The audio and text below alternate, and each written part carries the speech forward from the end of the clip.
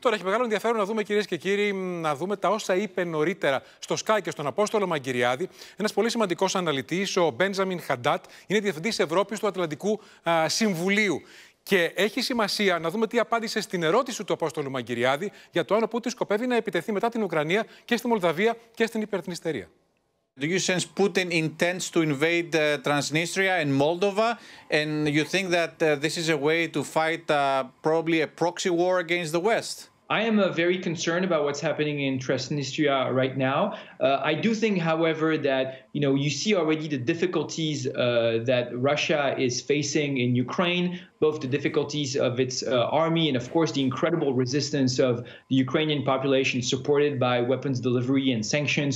So I think first, the key is to continue Western unity in support of Ukraine. We've seen the decisions that were taken in Ramstein today by Secretary Austin and European allies to increase weapons delivery to Ukraine to rebalance the situation on the ground. I think that's really key.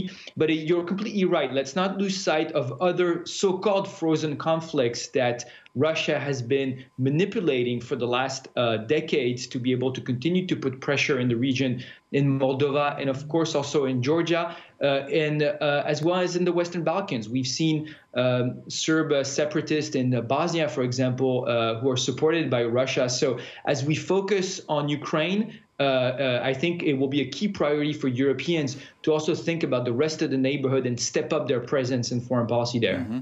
Is there a way out for the Ukrainian crisis, you think, that could make probably all parties involved happy? I think the only way to hope for any kind of compromise, for any kind of ceasefire, is to force the Russian invasion to a standstill. And so it is to continue to support Ukrainians. What's been happening right now is Russia has been refusing diplomacy ever since before the conflict, of course, but also during this conflict. Mr. Zelensky has said multiple times that he's ready to sit down with Vladimir Putin, that he's ready to discuss his country's candidacy to NATO or the question of autonomy to regions in the Donbass. Right now, Russia is refusing diplomacy and choosing the military option. So the only way to hope for some kind of diplomatic process or end of hostilities is to force Russia to this, and so to continue to support Ukraine. I think, as Josep Borrell, the High Representative of the European Union, said, there's no contradiction between the military option and the diplomatic option. It's the only way to force a diplomatic option.